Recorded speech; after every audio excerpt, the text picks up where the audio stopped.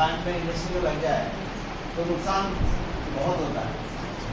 तो ट्रेनिंग का पर्पस ही यही है कि जो आग है, आग को हमको प्रथम अवस्था में रोकना है। तो ये ट्रेनिंग का पर्पस ही है कि कोई भी आग छोटी से बड़ी होती है, मतलब छोटा रहता है, प्रथम अवस्था रहता है, उसके बाद बड़ी होती है।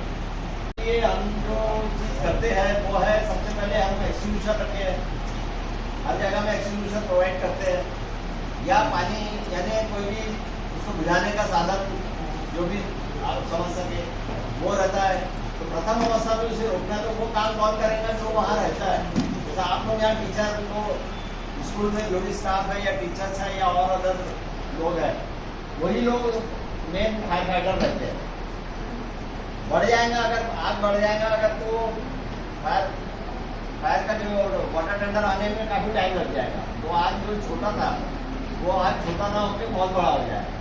लेकिन अगर आपको फायर फाइटिंग के बारे में मालूम है, आग कौन सी प्रकार की है, क्या चीज़ से बुझती है और हमें क्या करना चाहिए, तो उसको आप प्रथम अवस्था में ही रोक सकते हैं, तो आग वो बड़ी नहीं बनेगी।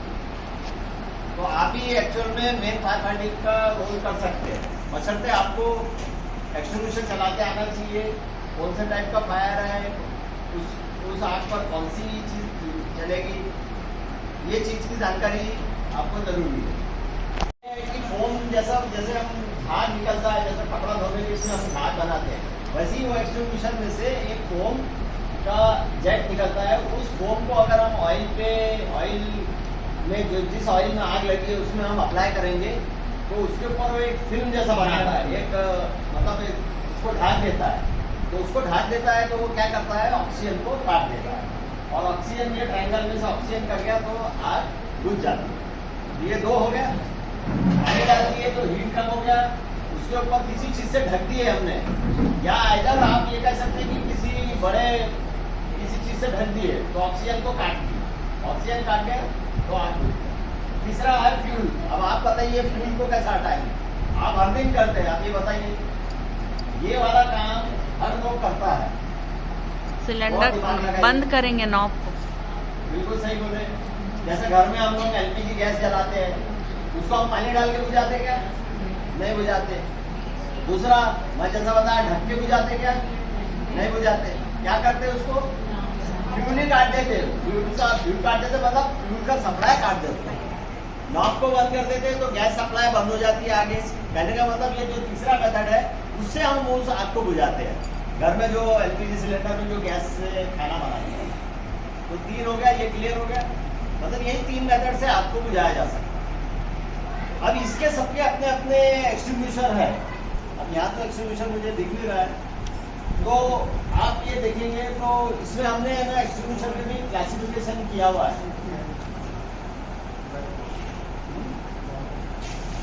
एक्सटिंग्विशर यहाँ पूरे तो नहीं है, लेकिन उसमें हमने जो क्लासिफिकेशन किए फायर के, तो क्लास ए से लेकर 5 क्लास है, A B C D E, 5 class में डिवाइड किए। ये आपको अभी लिफलेट देंगे, उसके बारे में थोड़ा सा बता देता हूँ।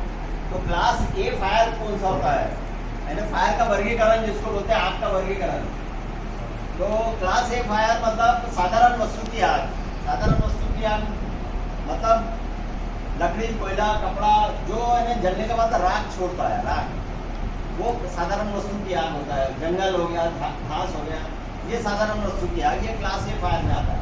इसको बुझाने का सबसे उत्तम मेथड है पानी, मतलब उसको ठंडा करके बुझाना है। पानी का मतलब ठंडा करना, हीट को निकालना है। तो उससे हमें ये सब चीज जो आग होती है इसको हम पानी से बुझाते हैं।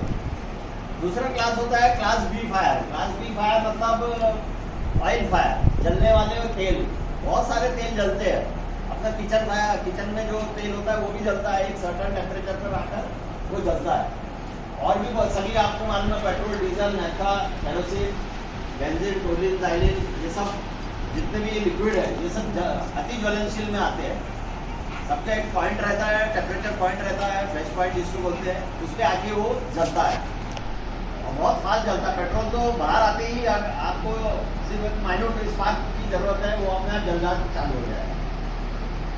तो ये क्लास बी है, तो इसको हम पानी से नहीं बुझाएंगे। जैसा मैं बताया कि पानी किसी भी ऑयल से भारी होता है, पानी नीचे चला जाएगा और ऑयल ऊपर रह जाएगा, तो आग जलते रहेगी। दूसरी बात क्या है, वो गर्म कर देगा तो पानी वो मतलब गर्म पानी उसको टेक भी सकता है। इसका एक एग्जांपल आप देखते होंगे, जैसा घर में आप तेल बना रहे हैं, वो अच्छा हीट हो गया, आप उसको पानी ऐसा मारते हैं तो वो फूटता है। वो यही है, पानी नीचे चले जा रहा है, पानी आगे नहीं जा रहा, नीचे चल जा रहा है, वो नीचे जाके पानी हाइड्रोजन प्लस ऑक्सीजन होता है, वो हाइड्रोजन उसको विस्फोट टाइप का करता है, तो इसलिए वो छिटकता है तेल। घर में जो अपन खाना बनाते हैं सेम, तो ये छोटा सा चीज है, लेकिन अगर वो बड़े पैमाने पे होगा तो बहुत बड़ा चीज बाहर आएगा। तो इसलिए पानी का यूज ऑयल पे नहीं करते हैं। तो उसको कैसे बुझाएंगे? उसको बुझाएंगे ऑक्सीजन काट के। ऑक्सीजन कैसे बुझाएंगे? एक फोम टाइप का एक्सटिंग्विशर होता है जिसमें से झाग निकलता है, वो झाग को अप्लाई करेंगे, वो झाग उसके ऊपर एक ब्लैंकेट टाइप का बना देगा, ब्लैंकेटिंग इफेक्ट बोलते हैं उसको, ढक देगा और ऑक्सीजन काट देगा। ऑक्सीजन काट देगा तो आग दिखेगा। उसको क्लिप कर सकते हैं, दिखा दो अगर क्लिप रहेगा तो। आग लगने के लिए 3 चीज चाहिए। 3 चीज कौन सी चाहिए? सबसे पहले आग लगने वाली वस्तु जिसमें आग लगे, जैसे कि लकड़ी, कोयला, कपड़ा, घास, गैस, पेपर, ऑयल, अन्य बहुत सारे ऐसे पदार्थ हैं जो मतलब जलने वाली वस्तु, वो जलने वाली वस्तु होनी चाहिए, तो वो चाहिए पहला। दूसरा चाहिए उसमें हीट, मतलब जलने के लिए एक उसकी एक हीट रहती है, टेम्परेचर रहता है, वो एक निश्चित टेम्परेचर पर आके ही जलता है। जैसे अभी ये जलने वाली वस्तु है, ये कपड़ा है, ये जलने वाली वस्तु है, लेकिन ये जल रही क्या? नहीं जल रहा है। क्यों नहीं जल रही है? क्योंकि इसमें हीट नहीं है, तो एक निश्चित तापक्रम पे ही वो जलती है। तो जलने के लिए एक निश्चित तापक्रम होता है, वो जरूरी है। तो ये हो गए 2। तीसरा पॉइंट, त्रिभुज में 3 चीज रहती है, तो ये 2 पॉइंट हो गए। तीसरा चीज है ऑक्सीजन। जैसा हमें सांस लेने के लिए ऑक्सीजन की जरूरत है, तो आग जलने के लिए भी ऑक्सीजन की जरूरत होती है। तो कहने का मतलब, अगर हम ऑक्सीजन हटा देते हैं तो आग बुझ जाएगी, भले इसको ठंडा करो या ना करो, अगर ऑक्सीजन हटा देंगे तो आग बुझ जाएगी। उसका एक मेथड है, वो बाद में बताएंगे। तो ये 3 चीज से आग बनती है। इससे एक ईंधन, एक टेम्परेचर और तीसरा ऑक्सीजन। तो इसे हम ट्रायंगल ऑफ फायर कहते हैं इंग्लिश में, तो यानी हिंदी में अग्नि त्रिभुज, ये इस तरीके से। जैसा बताया, फ्यूल चाहिए। फ्यूल मतलब एनी फ्यूल, कुछ भी फ्यूल हो सकता है, लकड़ी, कोयला, कपड़ा, गैस, ये फ्यूल हो गया। दूसरा ऑक्सीजन, जैसा बताया ऑक्सीजन। तीसरा हीट। ये 3 में से बुझाने का तरीका भी सेम है। किसी भी एक चीज को अगर आप निकाल लेंगे, हटा लेंगे, हीट को अगर हटा लेंगे, आग बुझ जाएगी। चाहे आप ऑक्सीजन हटा लो, आग बुझ जाएगी। तीसरा आप फ्यूल ही हटा दो तो आग बुझ जाएगी। अब इसका एक मेथड बता रहा हूं मैं। जैसा कि लकड़ी, कोयला, कपड़ा, इसमें अगर आग लगती है तो हम क्या करते हैं इसमें? कोई भी बता दीजिए। पानी डालते हैं। पानी डालने का मतलब ये है कि ये ट्रायंगल में हम क्या करेंगे? क्या कर रहे हैं? हीट को कम कर रहे हैं, टेम्परेचर को कम कर रहे हैं। पानी डाल दे रहे मतलब वो ठंडा हो जा रहा है। तो ये वाला अगर पार्ट निकल गया तो आग बुझ गई। ठीक, ये एक मेथड है सिंपल वाला जो फायर में। दूसरा आप देखेंगे कि जो ऑयल फायर होते हैं, ऑयल तेल जो जलते हैं, नैफ्था है, मिट्टी तेल है, केरोसिन है, पेट्रोल है, डीजल है, ये जलते हैं। इसमें हम अगर पानी डालेंगे तो पानी क्या होता है? किसी भी ऑयल से भारी होता है, तो पानी नीचे चल जाएगा, ऑयल ऊपर रह जाता है, तो वो आग नहीं बुझती है। पानी से तेल की आग नहीं बुझती है। तो फिर क्या करेंगे? तो उसको हम ऑक्सीजन को काट के आग बुझाते हैं। ये सेकंड मेथड। तो अब ऑक्सीजन को कैसे काटेंगे? तो हमारे पास एक एक्सटिंग्विशर होता है जिसको हम कहते हैं foam type extinguisher, foam extinguisher.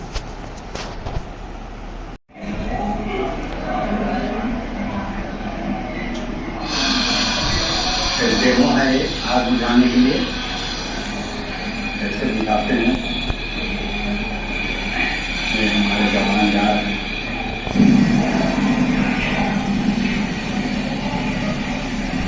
ये फोम है, फोम।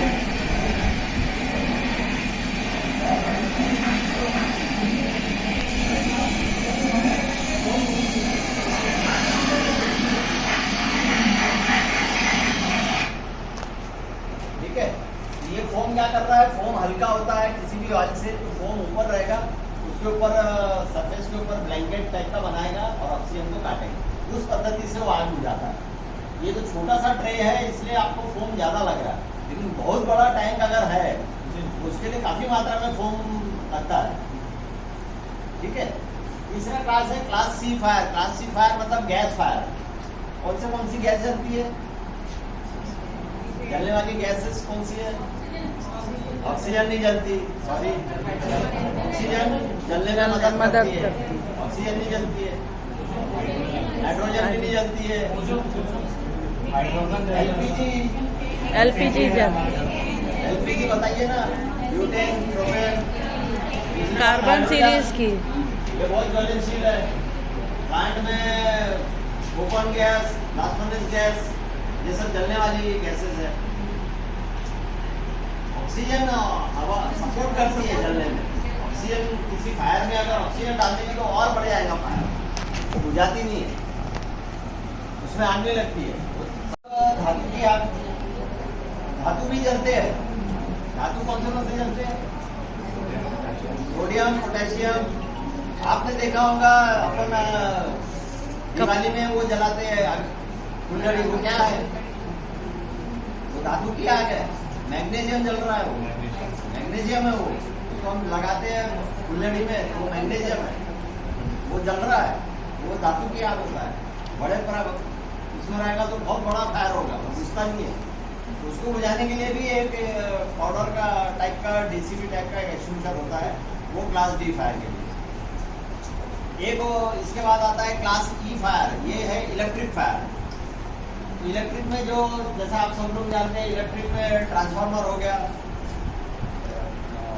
स्विच बोर्ड हो गया, कंप्यूटर हो गया, और भी जितने इलेक्ट्रॉनिक इक्विपमेंट्स है ये सब क्लास ई में आएंगे। तो इसमें हमको ड्राई केमिकल पाउडर नहीं मारना है। क्यों नहीं मारना है? क्योंकि अगर पाउडर मार देंगे आग तो बुझा देगा, लेकिन पूरा पाउडर कंप्यूटर के अंदर घुस जाएगा और खराब कर देगा, तो नुकसान ज़्यादा हो जाएगा, मतलब उसको बचा नहीं पाएंगे। तो हमारे पास एक ऐसा एजेंट है जिसका नाम है कार्बन डाइऑक्साइड एक्सटिंग्विशर, CO2। ये क्लास भी लिखा है, जैसा मैंने ए क्लास बोला था, तो क्लास ए टाइप, इसका मतलब ही वो है कि ए क्लास फायर के लिए। ए क्लास फायर मतलब लकड़ी, कोयला, कपड़ा, साधारण वस्तु क्या है, इसलिए ये क्लास ए लिखा है, कलर भी लिखा है इसमें। और ये आप देखेंगे इसका डिजाइन ऐसा बना है कि ऊपर में देखिए आप, ये जैसा ये सेम यही बना है, इस तरीके से ही बना है वो। ये ड्राई केमिकल पाउडर है, ये इसका हैंडल है और ये स्क्रू ग्रिप है। तो सबसे पहले जैसा आप आग देखते हो तो ये आग के डायरेक्शन में आपको हवा का डायरेक्शन देखना जरूरी है। हवा के ऑपोजिट पे नहीं खड़ा है, जैसा आग इधर आ रही तो उसके सामने नहीं खड़ा है, अपइन डायरेक्शन में खड़ा है, मैं मतलब साइड में खड़ा हूँ, हवा के इस तरफ से खड़े हो। पहला काम। दूसरा काम, एक्सटिंग्विशर को वहाँ लेके जाना है, एक थोड़ा सा डिस्टेंस मेंटेन करके। सबसे पहले इसका ये क्लिप निकालेंगे, ये क्लिप निकल जाता है, ऐसे खींचेंगे तो ये क्लिप निकल जाएगा।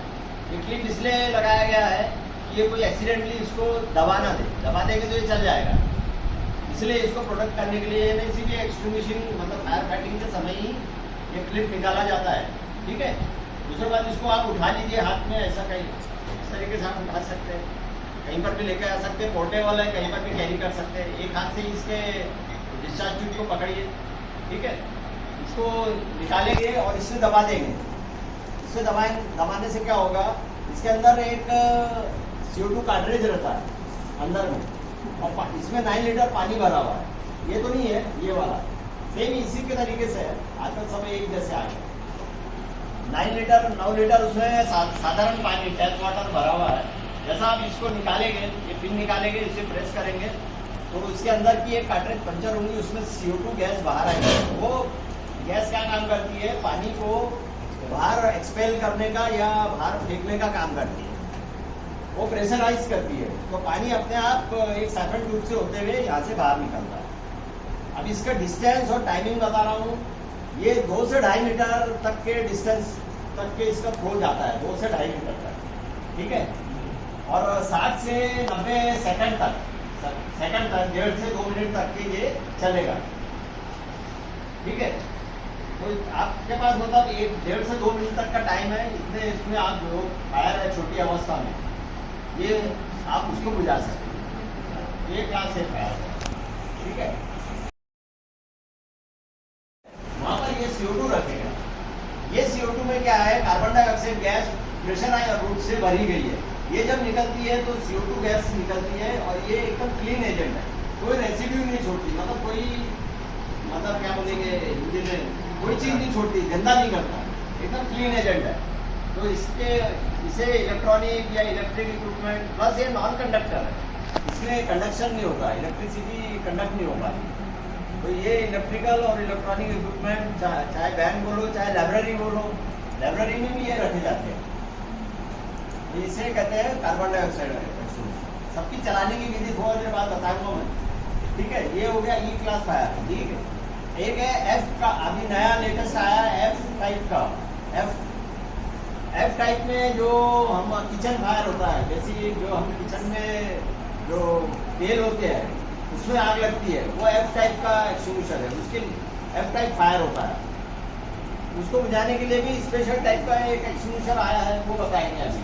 ये वाला कुकिंग ऑयल और फैट्स और डीप फैट फ्राई करने के लिए जो फैट यूज होता है, कुकिंग ऑयल या फैट होता है, जो तेल है या ऑयल है, ये सब जो भी आग है ये F कैटेगरी में आता है। इसको बुझाने का भी एक एक्सटिंग्विशर है, वो बताएंगे।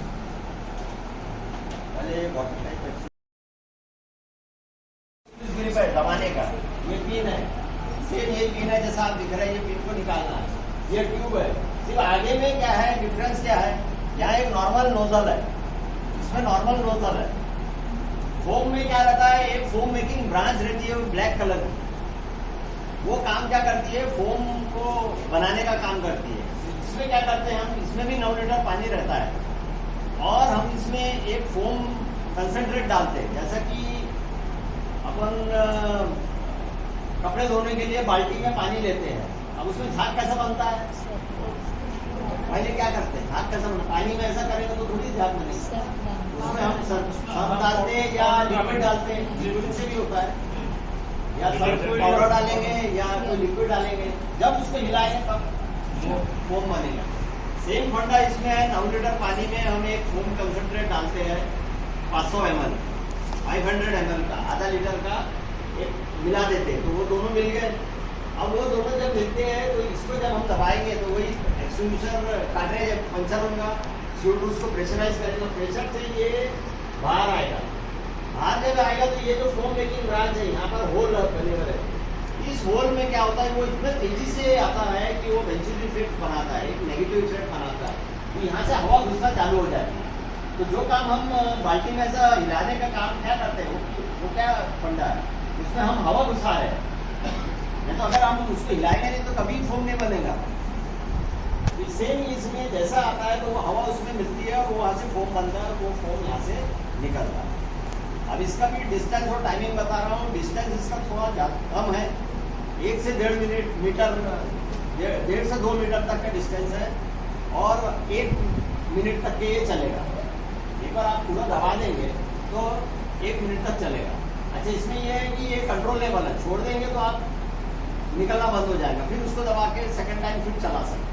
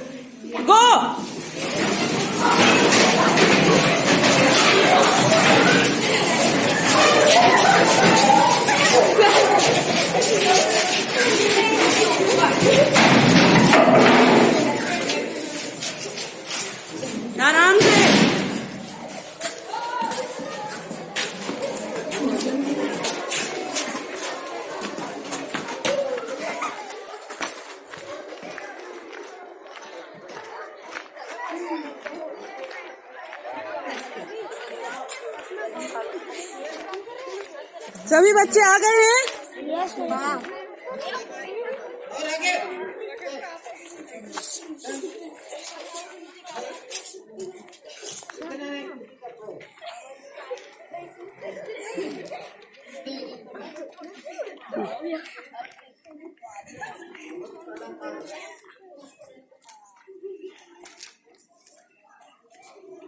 गिनो।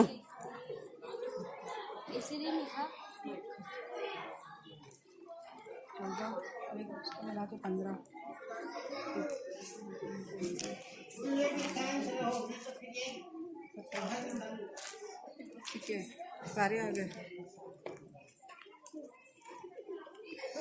तो जब भूकंप आए तो हमको इसी तरीके से निकलना है। रख लो बैग बाजू में। तो अभी गर्मी के दिनों में क्या होता है, मोस्टली गर्म जब हवा जब हमारे शरीर के अंदर प्रवेश करता है तो नेजल म्यूकोजा होता है, नाक के अंदर बिल्कुल फाइन सा मेम्ब्रेन होता है जिसको अपन नेजल म्यूकोजा बोलते हैं। उसके जस्ट नीचे में ब्लड कैपिलरीज होता है, आंखों के नीचे देखिए लाल लाल ब्लड दिखता है, वो कैपिलरीज है।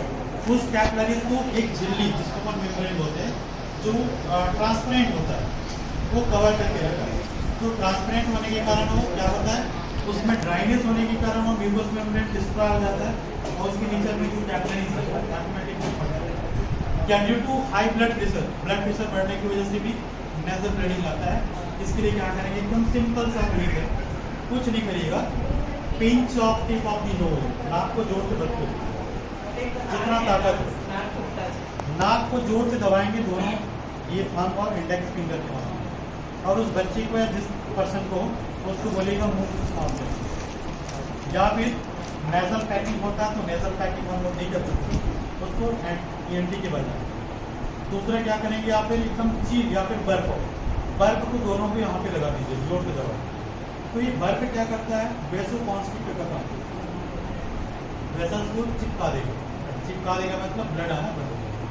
ठीक, जैसे भी बोले कि कोई व्यक्ति अचानक खड़ा हुआ है चक्कर आने की वजह तो due to lack of oxygen, iron, protein, vitamin, दिखते तो सुंदर है, पेयर लोगों में ज़्यादा नहीं पता, तो पेयर लोगों जज नहीं कर पाते, इसके अंदर ब्लड कम है की ज़्यादा, जो कलर थोड़ा सा पैड है उसको दिख जाता है आसानी से। उसकी स्किन को देखिएगा, पैल कलर स्किन मिलेगा, नेल को देखिएगा, नेल भी पैल मिलेगा व्हाइट कलर या फिर पैल कलर का। टंग को देखिएगा, टंग लाल होना चाहिए, टंग राइट रहेगा, व्हाइटिस कलर का रहेगा। स्क्लेरा को देखिए आप आपकी पलक के नीचे करके देखेंगे, वहाँ पर भी व्हाइट कलर का नजर आएगा। इसका मतलब है सी सफरिंग फ्रॉम एनीमिया, उसको आप ब्लड मसल दीजिए ऑटोमेटिक। ठीक है, तो प्रोटीन विटामिन नहीं मिलने के कारण भी चक्कर आ जाते हैं, कमजोरी लगने लगता है, और एक PCOD का शिकार जो है आज कॉमन सी बात है, आप सब में भी ये बहुत बेहद रूप से होने लगा। तो PCOD में कोई इतना बड़ा इशू नहीं रहता, बहुत सारे ऐसे साथ लेटाने के बाद सर इसकी पहचान मतलब कैसे पता चलेगा कि उसको हार्ट में ही प्रॉब्लम आ रहा है ऐसा? वो बताएगा। जैसे कि हार्ट अटैक होता है ना, जैसे आपको अभी घर में लग रही पंखा चालू करते हैं, मतलब हार्ट अटैक का जो प्रॉब्लम होता है वो क्या होता है, आप AC भी चलता रहेगा तो पूरे पसीने होने का मतलब ये होता है कि आपके बॉडी के अंदर हर माइन्यूट सेकंड पे आपको ऑक्सीजन चाहिए और न्यूट्रिएंट चाहिए। ब्रेन को थोड़ा सा भी ब्रेकअप होता है, ऑक्सीजन नहीं मिल पाता, हार्ट बराबर पंप नहीं करता, तो पूरे सिस्टम पूरे बॉडी के सेल्स टिश्यू तक ब्लड नहीं पहुँच पाता, जिसके कारण आपके प्रोफ्यूज स्वेटिंग होने लगता है और हार्ट में चेस्ट पेन स्टार्ट होने लगता है। इसके लिए क्या करेंगे, आप तुरंत पेशेंट को लेटा दीजिए, रिलैक्स, और जितने भी टाइट क्लॉथ है, कपड़े जो पहने हुए हैं उसको लूज कर दीजिए। जैसे कोई यहाँ पे बटन लगा के रखा है उसको छोड़ दीजिए, फुल स्लीव क्लॉथ पहने तो उसको हटा दीजिए, कोई टाइट बेल्ट वगैरह पहना हो सबको लूज कर दीजिए और वेल वेंटिलेटेड रूम पे रखिए, हवा का आदान प्रदान बेहतरीन तरीके से रखिए।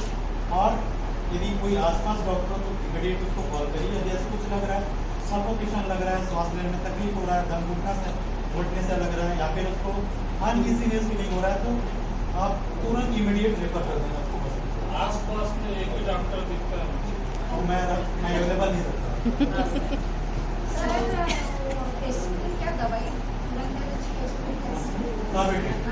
सॉर्बिटेट कब देंगे आप? सर उसका स्पेलिंग बताइए। आइसोनाइट्रेट, सॉर्बिट्रेट 5 mg।